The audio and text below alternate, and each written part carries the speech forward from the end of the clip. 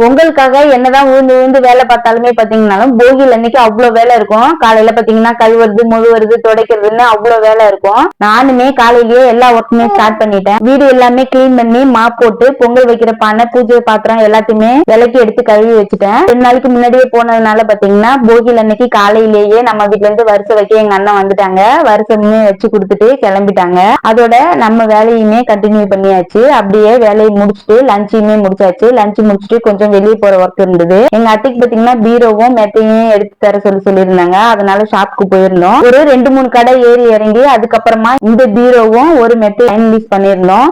இருந்தாலுமே அவங்க வந்துட்டு ஸ்டீல்ல தான் கேட்டிருந்தாங்க. அதனால ஸ்டீல் பீரோவும் பார்த்தோம். அது கொஞ்சம் போலா இருந்த மாதிரி இருந்தது. ஃபைனலா இந்த பீரோவும் மெத்தையுமே ஃபைனலைஸ் பண்ணிட்டு பொங்கல் அதுவும் போகில அன்னைக்கு சரியான கூட்டம். நவர கூட முடியல, அவ்வளவு ரஷ்ஷா இருந்தது. அதோட முடிச்சுட்டு வீட்டுக்கு வர்றதுக்கு பாத்தீங்கன்னா ஒரு 9 o'clock கிட்ட ஆயிடுச்சு. போகிக்கு பாத்தீங்கன்னா எங்க அம்மா வீட்டுல கருவாட்டு குழம்பு கீரை முட்டை இதெல்லாம் வச்சுதாங்க படைப்போம். எனக்கு மேரேஜ் ஆனதுக்கு அப்புறம் பாத்தீங்கன்னா போகிலுக்கு இங்கர பொங்கல் தாங்க வச்சு படைப்போம். கடைக்கு போயிட்டு ஒரு 9 o'clock மேலதான் வீட்டுக்கு வந்தோம். வீட்டுக்கு வந்ததுக்கு அப்புறம் பாத்தீங்கன்னா கொஞ்சமா பொங்கல் வச்சு சாமிக்கும் படைச்சாச்சுங்க. போகியுமே நல்லபடியா செலிப்ரேட் பண்ணியாச்சு. அவ்வளவுதாங்க இந்த மினி விளாக் இதோட முடிச்சுக்கிறேன். நெக்ஸ்ட் பொங்கல் விளாக மீட் பண்ணலாம். பாய்.